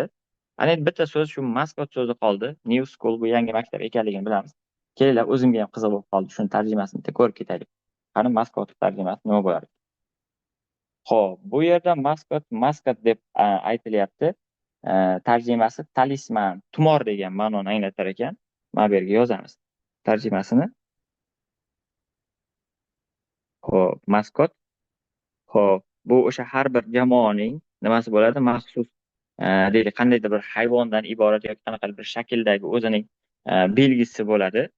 Bu juda ko'p kinolarda ko'rgan bo'lsanglar, agar talisman deb ataladi. Deylik, Leonlar jamoasidagi deylik qanaqadir bo'ladi-ku, tug'ilgan kun bayramlarda ayiqlarni yoki bir boshqacha bir multfilm qahramonlarining kiyimlarini kiyib olishadi. Bu yerda o'sha sizni jamoangizni muxlislik qilayotgan jamoangizni asosiy talismani qaysi hayvon bo'ladigan bo'lsa, misol uchun Leon, Sher, Tiger, yo'lbars bo'ladigan bo'lsa, o'shani kiyimini kiyib olgan bir inson bo'ladi, bir kishi bo'ladi. O'sha bizlarda nima deyilar ekan? Maskot, ya'ni talisman deb ataladi. Buni multfilmlari yoki kinolarni ko'rgan bo'lsangiz, nima qilasiz? Uchratgan bo'lishingiz kerak, bu so'zni eshitgan bo'lishingiz kerak. Bo'lmasam, shundoq hozir Google'ga bitta yozib, talisman nima yoki rasmlari qanaqa bo'ladi, ma'nosi nima deb bitta yozsangiz, darrov chiqib keladi javoblar. Xo'p, bu yerda masalaning yechimi va yangi so'zlar tarjimalari o'rganildi. Agar hammasi joyida bo'lsa, navbatdagi masalaning yechimiga o'tamiz, xudo xolasa. Navbatdagi masalaning yechimiga o'tsak ham bo'ladi. Xo'p, masala sizlarga to'liq ko'ringanda uni tushuntirishni bilsak ham bo'ladi. Navbatdagi masalamiz. Each rock in collection of 70 rocks. Mana bu yerda rock nima ekanligini bilsangiz yaxshi, bilmasangiz ham nima emas, shart emas ekan. Demak, qanaqadir 70 ta rockdan iborat. Demak, bu yerda o'sha jamasi haqida gap ketyapti. Jami 70 ta rocks. Tushunarlimi? Xo'p, 70 ta rocksdan iborat bitta kolleksiya bu jamlanma nima qilingan? Tasniflarga classified deyapti. Bu degani sinflarga yoki turlarga ajratilgan.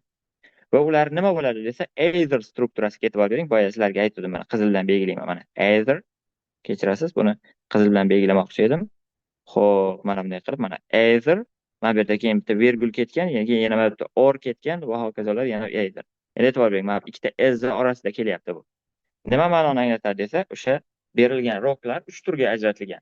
Bu igneous, metamorphic hamda sedimentary turlariga nima qilibdi? Ajratilibdi va ularning frekvensiyasi. Qarang, frekvensiya bu nechta ekanligi, takroriylik, davriylikni bildiryapti. Berilgan. Va bizdan so'rayotgan narsasi.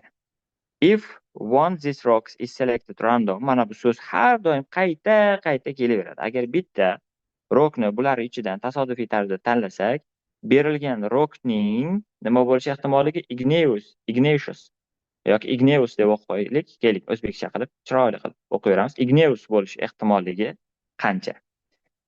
Demak, buni ehtimolligini topamiz. Bizga asosiy kerak bo'lgan so'z bu igneous bo'ldi. Igneuslarning soni 10 ta. Jamisi esa bizda 70 ta. Demak, ehtimollik probability teng bo'ladi. P teng 10 taqsim 70 ga. Ya'ni javobimiz 1 taqsim 7 bo'ladi. Bu yerda D javobda 10 taqsim 7 bor ekani, bu qisqartirilmagan, ahamiyati yo'q. Eng muhimi to'g'ri javobni topib bersangiz, shuni o'zi yetarli bo'ladi. O'ylaymanki, masalani yechimi tushunarli bo'ldi. Agar rokning tarjimasi qiziq bo'lsa, misol uchun hozir menga qiziq, shuni ko'rib qo'yamiz. Bitta so'z bo'lsa ham ko'ramiz. Demak, rok bu qoya, tosh ma'nosida kelyapti. Qandaydir bir qimmatbaho tosh haqida gap ketayotgan ekan. Demak, rok bu tosh ma'nosini beryapti. Qimmatbaho tosh ma'nosini beryapti. Rok bu qoya ma'nosida yoki o'sha qanaqadir tosh ma'nosida kelyapti. Odatda bu toshlar qanaqa bo'ladi? Ichidan kessangiz, qandaydir nimalar chiqadi. Xitoylarda juda ham ko'p mashhur rangli toshlari bor. O'shalarni ichidan kessangiz juda ham sifatli, turli xil rangdagi toshlar chiqadi. Shunaqa qimmatbaho toshlarning bir turi. Aynan nomi hozir esimga kelmayapti. Xo'p. Nomi.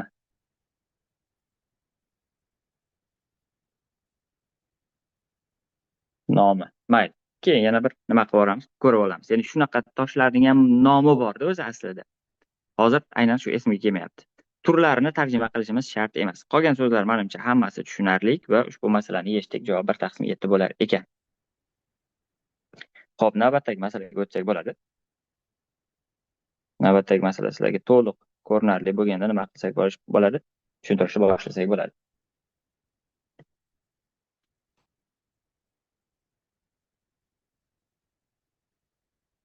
Bir daqiqa.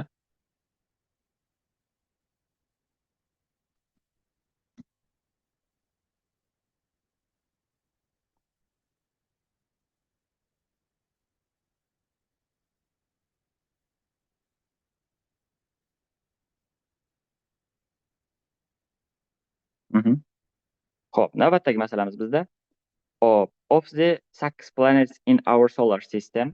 Endi bu yerdagi aytyaptiki, our solar system, our bizning solar quyosh sistemasi tizimida 8 ta nima bor ekan? Sayyora bor ekan. Planet bu yerda sayyora, our bizning solar quyosh sistema, solar system bu quyosh sistemasi.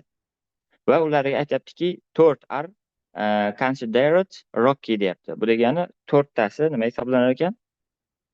Xo'p, considered rocky ekan. Bizga aytyapti, if the student randomly select one of the 6 planetsdan, agar shulardan 8 tadan ixtiyoriy bittasini tanlasa, qandaydir bir hisobot uchun for a report, tushunarlimi? Qaysidir birini, deylik, Mars, Merkuriy yoki Venera, shular, Yupiter, shulardan birortasini qanaqadir bir hisobot qilish uchun nima qilyapti? Mavzu sifatida tanlanyapti, topic bu yerda o'sha mavzu sifatida tanlanyapti. Tanlangan planetaning will be rocky ekanligi. Ya'ni rocky ekanligini nima qilishimiz kerak? Topishimiz kerak. Bo'ldi shu. Demak, buni javobini darrov yozib qo'yamiz. P teng bizga aynan rockilari kerak. Rockilar bizda nechta ekan? 4 ta ekan. Mana jamisi kerak nechta? Jamisi bu 8 ta ekan. Bo'ldi. Mana shuni o'zi bizga javob bo'ladi. Ya'ni yozamiz. 4 taqsim 8. Javob 1 taqsim 2 bo'lar ekan. Demak, bu bizda C javob. Yaxshi. Xo'p, bu yerda e'tibor bering, ehtimollikni javobi hozir bizlarda 1 taqsim 2 chiqdi. Javoblarda 1 taqsim 4, 1 taqsim 8lar bor va bular qaysidir ma'noda ehtimollikning qiymatiga to'g'ri keladigan javoblar. Ya'ni mantiqan nima deydi? Ishlolmagan taqdiringizda ham mantiqan taxmin qo'ysangiz bo'ladigan javoblar hisoblanadi. Ammo mana bu javobga e'tibor bering, mana D javobdagi 2 ga e'tibor bering. Ehtimolligi ham 2 bo'ladimi? Biz aytganmiz, ehtimollik 0 va 1 oralidagi qiymatlarni qabul qiladi. Ehtimollik hech qachon 2 ga teng bo'lmaydi. Shuning uchun D bu yerda mutlaqo mantiqan ham noto'g'ri bo'lgan javob hisoblanadi. Mabodo tavakkal qo'yaman degan taqdiringizda. Yangi so'zlarimiz tarjimasini ko'ramiz. Demak, bu yerda planet sayyora ma'nosini anglatyapti. Planet sayyora ma'nosini nima qilyapti? Anglatyapti. Xo'p, our bizning solar system, quyosh sistemasi. Kelinglar, mana shuni alohida yozib qo'ya qolamiz. Solar system. Quyosh tizimi yoki quyosh sistemasi desangiz ham bo'laveradi. Quyosh sistemasi. Xo'p, Rocky so'zini tarjimasini bilmadik, kerak. Qiziq bo'ldi shuni tarjimasi. Shuni bitta yozib ko'raylik. Rocky'ni tarjimasini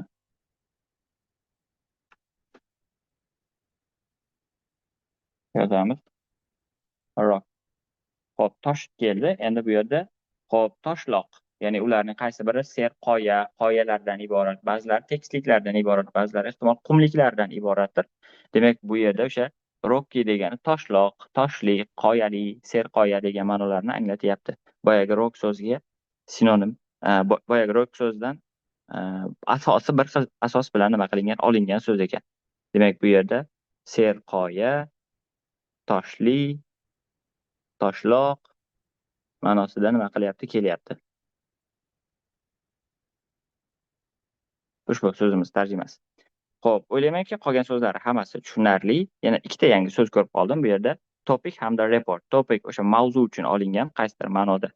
Mavzu degan ma'noni nima aytadi? Misol uchun, gapirish uchun yoki birorta insho yozish uchun, essay yozish uchun birorta bir topic olish kerak desa, bu yerda o'sha mavzu ma'nosida kelyapti. Qaysi mavzu bo'yicha yoki nima bo'yicha yoziladi degan ma'noda qo'shtirnoq qolib qo'yamiz. Report bu hisobot degan ma'noni aytadi. Report bu hisobot. Hisobot ma'nosida keladi. Xo'p, agar hammasi tushunarli bo'lsa, demak navbatdagi masalani ishlashga o'tsak ham bo'laveradi. Yana bizda jadval bor.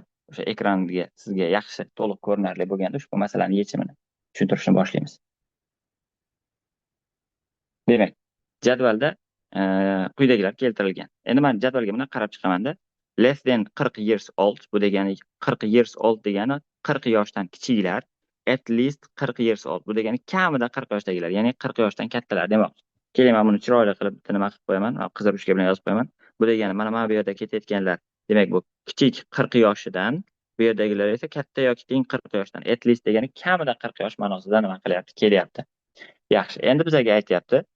Nima deyapti desa, live east of the river. River bu yerda daryo, east sharq.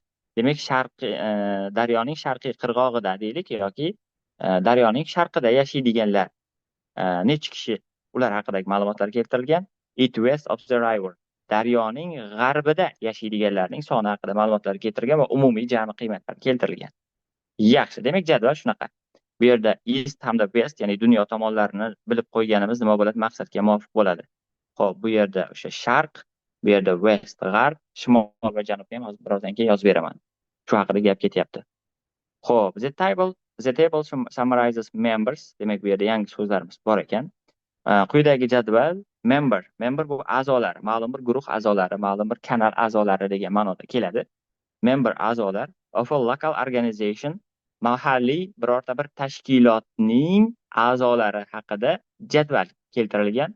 Nima bo'yicha desa, by age, ularning yoshlari bo'yicha, and whether they live east or west of the river.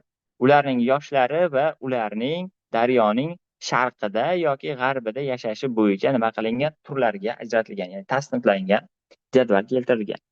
If a member of the organization is selected at random, agar shu tashkilotdan bitta odamni tanlansa tavakkaliga, what is the probability? Ehtimolligi qanday bo'ladi? Selected member is at least 40 years old. Tanlangan odamning kamida 40 yoshli bo'lish ehtimolligini toping deydi.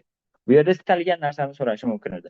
Deylik, 40 yoshdan oshgan daryoning g'arbida yashaydiganlar nechta, yoki tanlangan odamning aynan 40 yoshdan oshgan bo'lishi va daryoning g'arbida yashashini so'raydi, yoki conditional probability'da berilgan tanlangan odamning 40 yoshdan yosh katta ekanligi aniq. Aynan uning daryoning sharqida yashash ehtimolligi nechi deydi. Hali ularga ham kelamiz, ya'ni shartli ehtimolliklarga ham kelamiz. Hozir oddiy ehtimollikni o'zini o'rganyapmiz. Ushbu masalamizning javobiga keladigan bo'lsak, yechimiga keladigan bo'lsak, Peteng bizdan so'rayapti. Kamida 40 yosh deyapti. Demak, kamida at least 40 yosh bo'lganlarning umumiy miqdori bu mana 107. 107 mana. 107. Va umumiy shu tashkilotga, organizationga a'zo bo'lganlar esa jamisi 135. Mana shu 107 ni 135 ga nima qilishimiz kerak ekan? Bo'lishimiz kerak bo'lar ekan. Shu ya'ni bizdan so'ralayotgan narsa, mana shu masalaning javobi shu bo'lar ekan. Demak, ikkinchi bizga kerak bo'lgan jami tashkilot a'zolari bu 135 ta. Kamida 40 yosh yashaganlar esa 40 yoshda bo'lganlar esa 107 ta. Demak, ushbu masalamizning javobi 107 taqsim 135 bo'lar ekan. Bu bizda mana D javob. Xo'p, o'ylaymanki, ushbu masalaning yechimi tushunarli bo'ldi, tarjimasi tushunarli bo'ldi. Yangi so'zlarni bitta nima qilib qo'yamiz, yozib qo'yamiz ma'nosini. Xo'p, live so'zidan boshlayveramiz. Live bu John Lee degan ma'noni anglatadi. John Lee degan ma'noni anglatadi. Ikkinchi bir nomi bu yashamoq degan. Yashamoq. Mana bu live translation deydi. Bu degan John Lee translyatsiya bo'lyapti futbol o'yinlaridan yoki qanaqadir efirdan, YouTube'dagi kanallardan bo'lishi mumkin. Shular ham live deyiladi. Yashamoq ma'nosini ham anglatadi. Xo'p, river daryo. River daryo. Daryo. Adashmasam daryo, dengiz, ko'l, okean kabilarni ko'pchiligini nima qilasiz? O'sha tarjimalarini bilasiz va bir-biridan farqli ham olasiz. Xo'p, endi dunyoning tomonlarini mana bu qizil ruchka bilan yozib bermasam bo'lmaydi. Xo'p, east odatda ular katta harflar bilan yoziladi. East bu sharq degan. West g'arb. North shimol. South janub. Bu endi dunyoning to'rtta tomonlarini bilib qo'yganimiz o'zimiz uchun maqsadga muvofiq bo'ladi. Har o'rinda kerak bo'lib qolishi mumkin. Xo'p, endi qolgan so'zlarni, ya'ni qolganlariga tarjimasi ketaveradi. Xo'p, less than 40 years old. Years old degani o'sha yoshni anglatadi. Old o'zi aslida eski, qari degan ma'noni anglatadi. Bu yerda year so'zi bilan birgalikda kelganda yosh ma'nosini anglatadi. Misol uchun, sani yoshing nechida desa, how old are you deydi. How are you desa, ahvollaring qanday degan bo'ladi. How old are you? Ya'ni bittagina old so'zni qo'shib gapirsa, yoshing nechida degan ma'noni anglatadi va misol uchun I am deb yoshini aytib oxiriga years old deyiladi. Yoki I am deb yoshini aytsa ham bo'laveradi. Demak, less than kam degani at least kamida. Kela yozamiz shularni ham. Less than bu degani shundan kam, kichik degan ma'noni anglatadi. Xo'p, kam, kichik. Kichik ma'nosi ishlatiladi. Xo'p, at least esa kamida degan ma'noni anglatadi. At least bu eng kamida. Kamida 40 yosh degan ma'noda ketaveradi. Xo'p, member bu a'zolar. Member a'zolar mana a'zolar. Qandaydir bir guruh a'zolari, tashkilot a'zolari, kanal a'zolari, kuzatuvchilar haqida gap ketyapti. Local organization bu mahalliy tashkilot hisoblanadi. Age yosh. Age bu yosh, odamning yoshi yoki daraxtning yoshi, nimanidir yoshi. Xo'p, qolgan so'zlarni tarjimasi menimcha hammaga tushunarli bo'ldi. Local organization bu mahalliy tashkilot. Buni yozib o'tirmadik. Yaxshi. Xo'p, agar hammasi joyida bo'ladigan bo'lsa, navbatdagi misollarga o'tsak ham bo'ladi. Bu yerda, ya'ni ushbu faylimizda keltirilgan boshqa bir misollarimiz bor. Misol uchun mana e'tibor bering, bu yerda misollar juda ham ko'p. Faylimizda deylik 20 misollarimiz bor. Jadval shaklida berilgan yoki so'zlar orqali berilgan bularni endi qarang. O'zi asosiy qiladigan ishimiz jadvaldan o'zimizga kerakli bo'lgan qismni tanlash va bizga kerakli bo'lgan qismini nima qilib berish, ajratib berish bo'lyapti. Misol uchun, keyingisiga e'tibor bering. Katta jadval berilgan. Har doim mana shunaqa jadvallar kelsa, eng oxirini o'qiyman. Nima so'ralyapti? Mana eng oxirini o'qib beraman sizlarga. Nima so'ralyapti? Xo'p, if one of 799 tennis, mana shu 799 tennislardan survey qilingan, so'rovnoma o'tkazilgan, kim nimadir tanlangan, nechta tanlandi? Bitta tanlandi. Mana shu yerga e'tibor beraman. Bitta tanlangan. What is the probability should talks on cell phone day bo'lyapti deyapti. Cell phone daily bo'lyapti deyapti.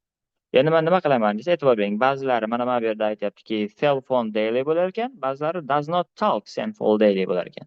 Endi mendan cell phone dailyni so'rayotgan bo'lsa, uning light ekanligini, medium, heavy ekanligini so'ramadi mendan. Butun shunchaki mana shuni o'zini so'rab qo'ya qoldi. Demak, men shuning nimasini olaman? O'sha jamisini olaman, 415 olaman va umumiy jami 799 tadan ekanligi o'zi masalan shartda berilgan. 799 bo'lgan. Bo'ldi, menga berilgan masalan, mana shu masalaning javobi P teng necha bo'lar ekan? 415 taqsim 799 bo'lar ekan. Mana shuni topamiz. Shu masalaning javobidan bo'ldi. Mana bejavob ushbu masalamiz yechimi bo'ladi. Bu yerda uni tarjima qilib yoki nima ekan, qanaqa odam tanlanyapti, nima haqida gap ketyapti, qiziqmasangiz ham bo'laveradi.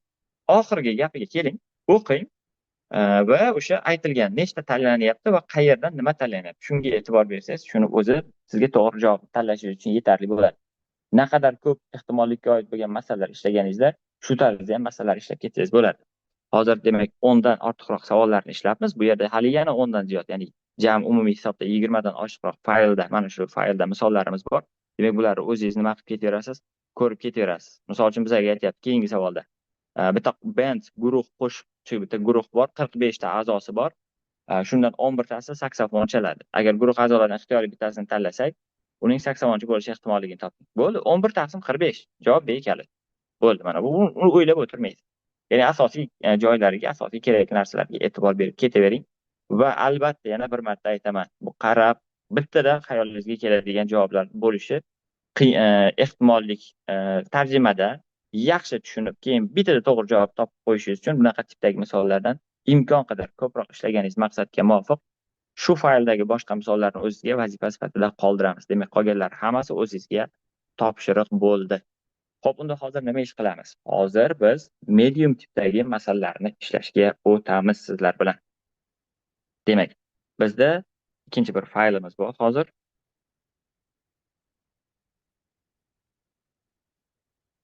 Boshqa bitta faylni share qilamiz ekranga. Bu yerda biz o'sha medium tipdagi masalalarni nima qilamiz? Ko'rishni boshlaymiz. Mana bizda medium tipdagi masalalar boshlanadi.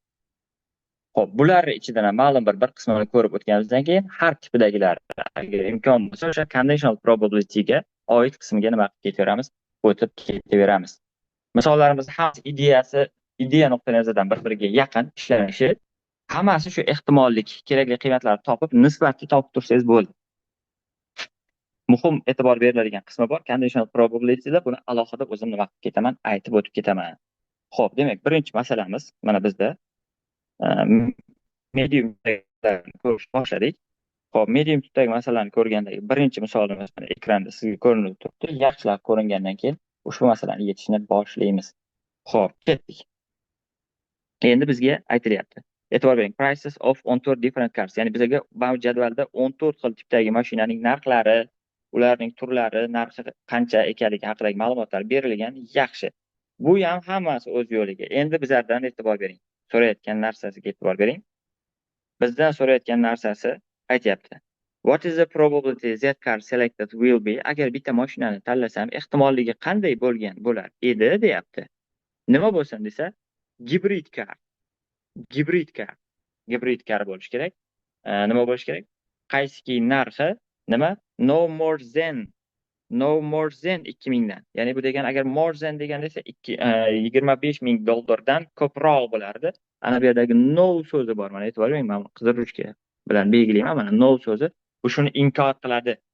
Ya'ni bu o'sha 25 ming dollardan nima emas, katta emas uning narxi. 25 ming dollardan nima kamroq degan ma'noni bizga nima qiladi?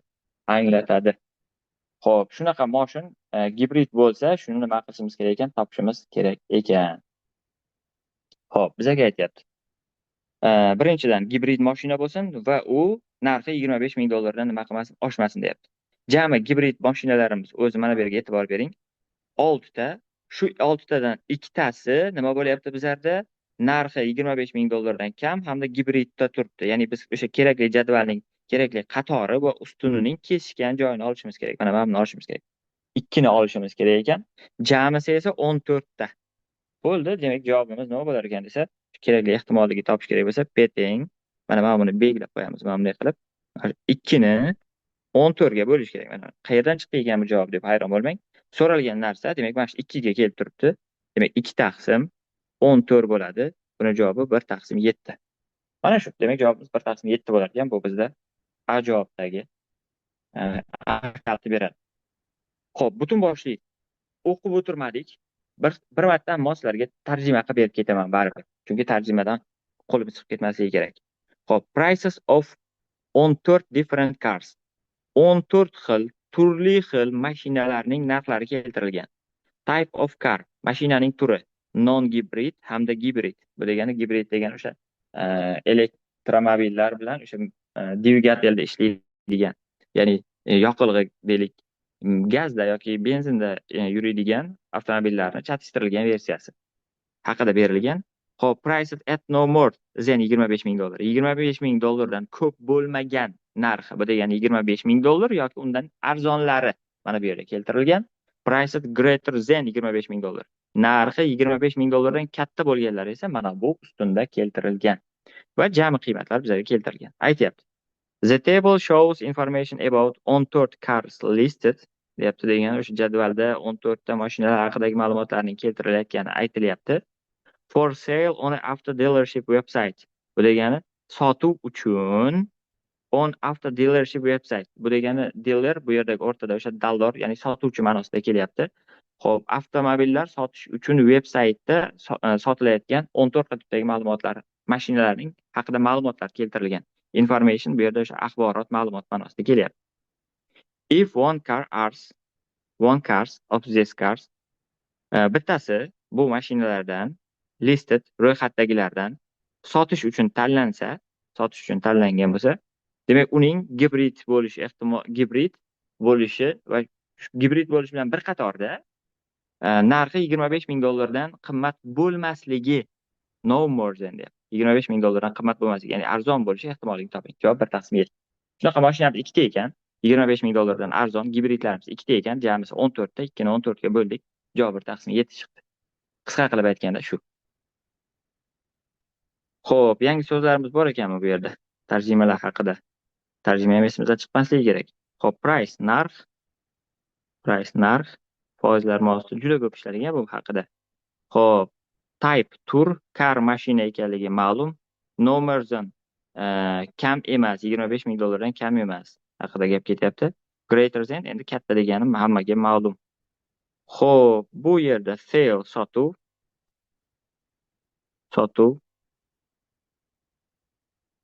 savdo ma'nosida kelyapti. Xo'p, veb-sayt hisoblanadi. List bu ro'yxat.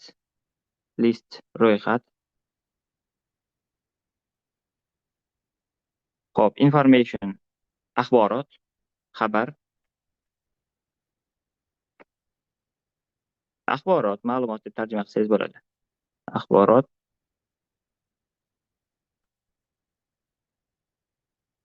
ma'lumot.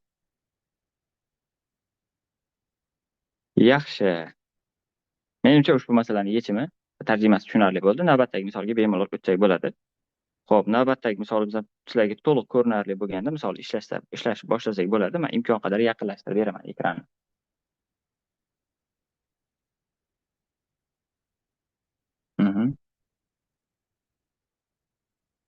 Xo'p, bizga berilgan ushbu masalada, xo'p, coat color. Coat bu palto. Ana qarang, shu yerda shuni tarjimasini bilishingiz shartmi desa, yo'q, shart emas. Shunchaki coatmi, tamom.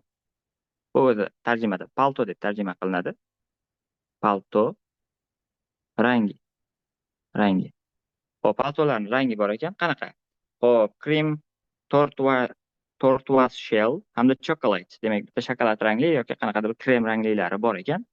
Xo'p, colorlari bor ekan, deep blue, light brown, ya'ni juda o'tkir, to'q ko'k rang yoki yorqin jigar rang va hokazolar haqida bor ekan. Mayli, ularning tarjimasiga maydalashib o'tirmaymiz. Bizga aytyapti.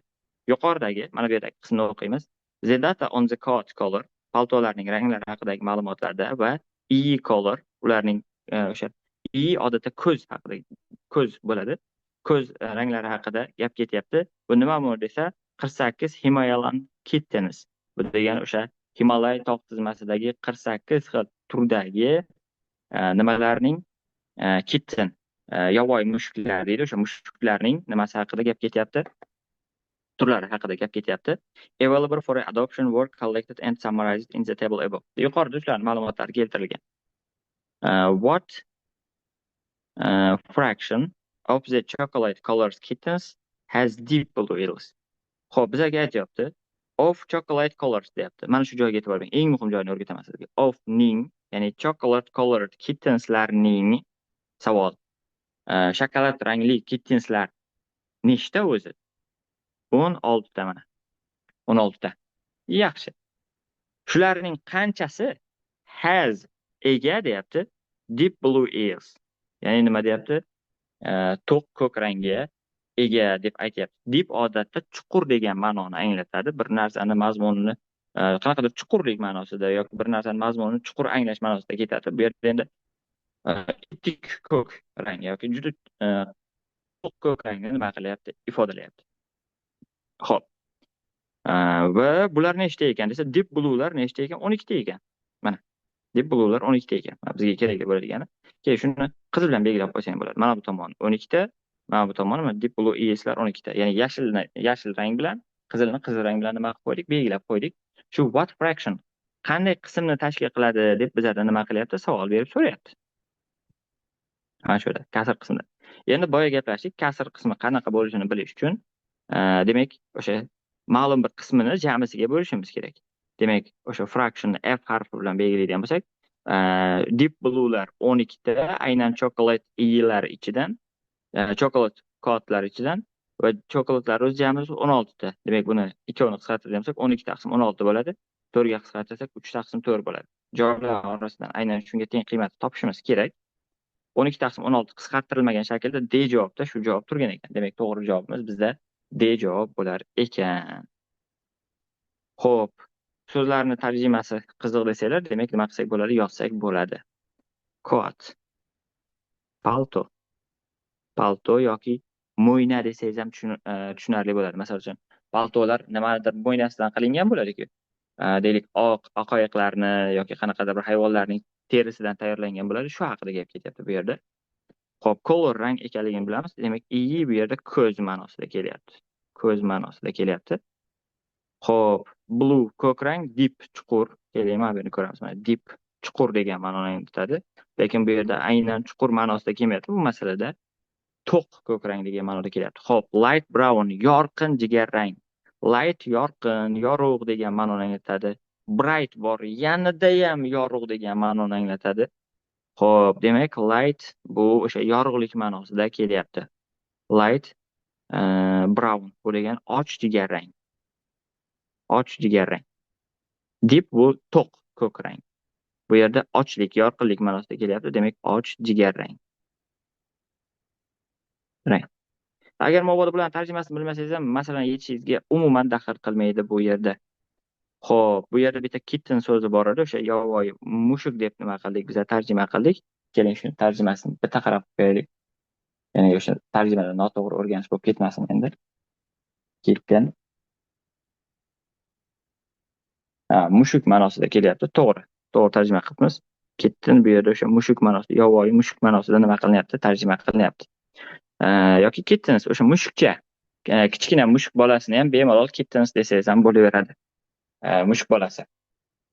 Yaxshi, mushuk yoki mushukcha yoki mushuk bolasi desangiz ham, demak, ma'nosi chiqadi. Xo'p, agar bu masalamiz ham tushunarli bo'lgan bo'lsa, navbatdagi masalaga o'tsak ham bo'laveradi. Xo'p, o'sha sizlarga to'liq ko'rinish uchun nima qilamiz? Keyin boshlaymiz. Sizga to'liq masalan sharti ko'ringandan keyin tushuntirishni boshlaymiz. Xo'p, jadvalimizda bizda camping facilities hamda kempinglar haqidagi ma'lumotlar nima qilingan ekan? Berilgan ekan. Camping bu lager degani. Agar siz uni tarjimasini bilsangiz yaxshi, bilmasangiz ham hech qanaqasiga nima yo'q, xijolatli yeri yo'q. Xo'p, jadvalda the table below shows quyidagi jadvalda ko'rsatilgan soni state parks in a certain state muayyan bir shtatdagi parklar soni keltirilgan. Contain qaysiki o'z ichiga oladi camping facilities, ya'ni o'sha lagerlik nima deydi facility, bu yerda shunaqa imkoniyatlari bormi, shunaqa qulaylik, ya'ni qulaylik ma'nosini beradi. Camping lager degani facilities qulayliklar ma'nosini anglatadi. Misol uchun biror bir joyga borsangiz Wi-Fi bormi, yoki bir lagerga borsangiz cho'milish havzasi bormi degan ma'noda shunaqa narsalar haqida gap ketyapti. Va so'rayaptiki, bicycle paths, o'zlarining alohida velosipedlar uchun yo'laklari, velosiped yo'llari bormi degan ma'noda kelyapti. Bu yerda paths yo'l ma'nosini nima qilyapti, anglatyapti. Va bizga jadval berilgan. Xo'p, jadvalda e'tibor bering. Has camping facilities, demak, lager xususiyatlariga ega bo'lgan nimalarni ichidan 20tasida o'zida velosiped yo'lkasi bor, 5tasida velosiped yo'lkasi yo'q. Va o'sha lagerlik xususiyatiga ega bo'lmagan, qanaqadir qo'shimcha bir imkoniyatlarga, afzalliklarga ega bo'lmagan lagerlarda esa 8tasida velosiped yo'lkasi bor, 4tasida velosiped yo'lkasi yo'q ekan. Hop, umumiy ma'noda bizlarga jami kerak. Keling, birinchi jamini hisoblab olamiz. Total deydi-ku. Jami o'zi qancha bo'ldi? Jami nimalar, lagerlarimiz. Demak, 20 ga 25, 20 ga 8, 28, 5 qo'shsak 33, 4 qo'shsak 37 bo'ladi. Demak, jami 37 ta ekan. Endi bizdan so'rayotgan narsaga e'tibor bering. Xo'p, it has camping facilities but does not have a bicycle path. Bizdan so'rayotgan narsasi u camping facilitiesga ega bo'lsin deyapti. Demak, bizdan so'rayotgan narsasi mana bu yer haqida gap ketyapti. Camping facilitiesga ega bo'lsin degani mana bular ichidan tanlaymiz. Xo'p, va shular ichidan nima bo'lmasin?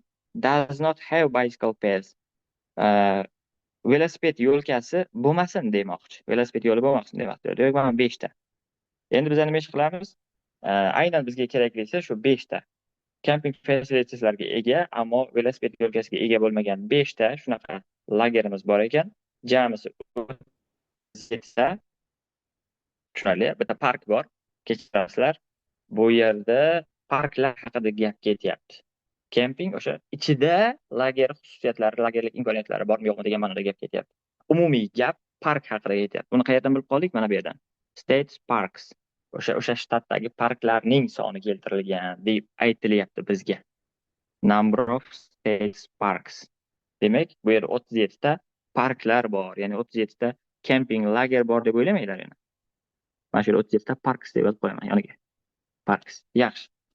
Xo'p, va bizga kerakli bo'ladigan ehtimollik bu P teng. Demak, 5 tasida nima bor ekan? Lagerlik xususiyatlari bor ekan, ammo nimasi yo'q ekan? O'sha bicycle path yo'q ekan. Velosiped yo'lkasi yo'q ekan. Jamisi esa 37 ta ekan. Demak, javob 5 taqsim 37 bo'ladi va bu javob bizda A javob ekan. Demak, ushbu masalamiz javobi A javob bo'ldi. Xo'p, endi yangi so'zlarimizga e'tibor beramiz. Below quyidagi, above yuqoridagi degan ma'noni anglatadi. Below quyidagi, above yuqoridagi ma'nosida kelyapti. Yuqoridagi degan ma'noda kelyapti. Xo'p, state parks, o'sha shtatdagi parklar, camping facilities, bu degani camping facilities, bu degani tarjimasi qanaqadir lager yoki o'yin kulgi qiladigan lager imkoniyatlariga, afzalliklarga, qulayliklarga egami? Facilitiesni qulaylik deb tarjima qilamiz. Qulayliklari. Va bicycle path. Bicycle bu velosiped, path bu yo'l degani. Velosiped yo'lkasi. Bicycle path.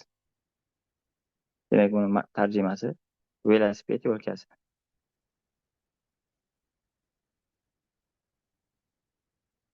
deb tarjima qilsak bo'ladi.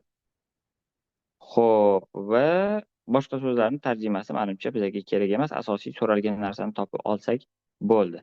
Bizdan so'ralgan narsasi bu camping facilitieslari bo'lsin. But mana bu eng muhim so'zlarimizdan bittasi. E'tibor bering. Mana biz e'tiborni chetda qoldiramiz. But boya and or degan jumlalarni bizlar juda ham ko'p ishlatganmiz. And va degan edi, esingizda bo'lsa. And bu va degan ma'noni anglatar edi. Or bu yoki degan ma'noni anglatadi. Xo'p, not esa inkorni, ya'ni emas degan ma'noni nima qilardi? Anglatardi, inkorni anglatardi. But so'zi ammo, lekin, biroq deb nima qilinadi? Tarjima qilinadi. Ammo, lekin, biroq deb tarjima qilinadi. Xo'p, shu chiroyliroq qilib yozaylik oxirgisini. Biroq o'ylaymanki, masalamiz yechimi sizlarga nima bo'ldi? Tushunarli bo'ldi. Xo'p, navbatdagi masalaga o'tsak ham bo'laveradi. Xo'p, navbatdagi masalalarimizda mana bitta ajoyib sizlar bilan boya o'rgangan strukturamiz ishlayapti. Masalan, sharti sizlarga yaxshiroq ko'rinsin. Keyin nima qilishni boshlaymiz? Ishlashni boshlaymiz. Yaxshi. Xo'p, endi bizga aytilyapti. In a bag, sumkada, bag boya gaplashdik, sumka ekan. Sumkada there are, bu degani bu yerda bor degan ma'noda, sumkaning ichida bor degan ma'noda kelyapti.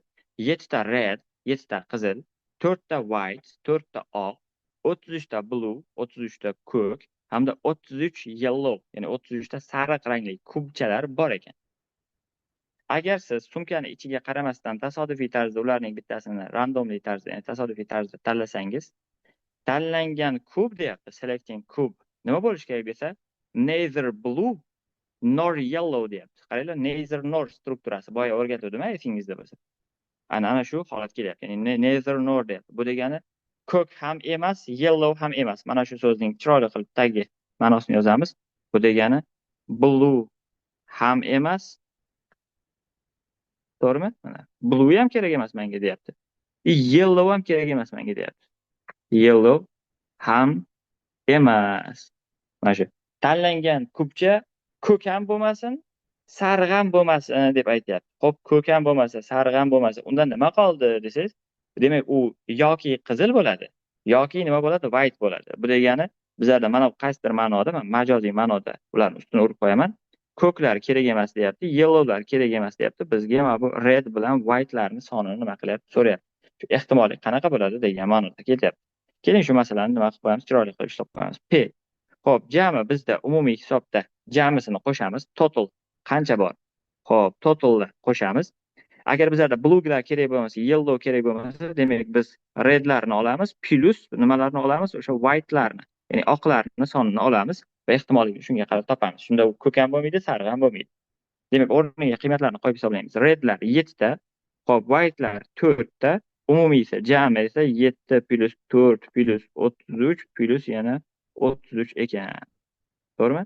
Demak, bu 11 taqsim 77 bo'ladi. Qisqartirsak, bu 1 taqsim 7 ni nima qilar ekan? Berar ekan. Ushbu masalamiz javob. Demak, bu D javobni beryapti bizga. Xo'p, o'ylaymanki, ushbu masalani yechimi ham tushunarli bo'ldi sizlarga, tarjimasi ham. Boya ishlatgan so'zlarimizdan bir qanchasi keltirilgan ekan, shu yerdan nima qilib qo'yamiz? Bularni belgilab olib qo'yamiz. Xo'p, qaysilaridan boshladik? Bag so'zi sumka.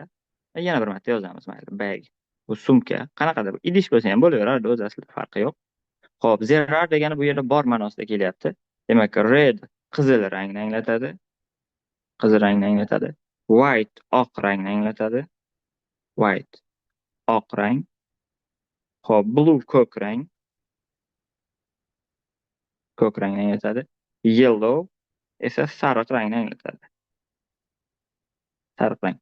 Ranglarni qaysidir bir darsimizda esingizda bo'lsa yozib bergan edik. Xo'p, select bu tanlamoq ma'nosini anglatyapti. Qolgan so'zlarni tarjimasi o'zingizga ma'lum. At random tasodifiy tarzda degan ma'noni anglatadi. Neither nor unisi ham emas, bunisi ham emas degan struktura bo'yicha masalamizni javobini topsak bo'ladi. Xo'p, shu va shunga o'xshash yana bir qancha misollarimiz bor. Demak, biz hozir bu mavzuni misollari juda ko'payib ketdi, chunki hali middle tipdagi masalalarimiz ham yetarlicha, ayniqsa hard tipiga o'tganimizda conditional probability, shartli ehtimollikka o'tadigan masalalarimiz ham juda ko'p bo'ladi. Kelinglar shu ehtimollik mavzusini ikkinchi qismini keyingi darsimizga nima qilamiz? Qoldiramiz.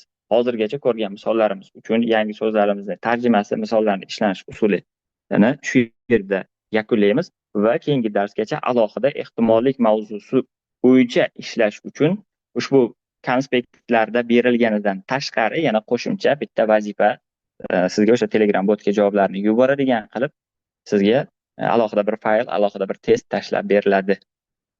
Va shu bilan, ya'ni oxirgi mana shu misol bilan yakunlaymiz. Vazifa har doimgidek ushbu konspektlardagi yangi so'zlarni yod olish, keyingi so'zlarning keyingi masalalarda, tarjimalarda foydalanish uchun va ehtimollikka oid bo'lgan yana qo'shimcha beriladigan vazifalarni ham nima qilib qo'yish kerak, ishlab qo'yish kerak bo'ladi. Keyingi darsda xuddi mana shu qolgan joyidan middle tipdagi masalalarni va shartli ehtimollikka oid bo'lgan har tipdagi masalalarni o'rganishda davom etamiz.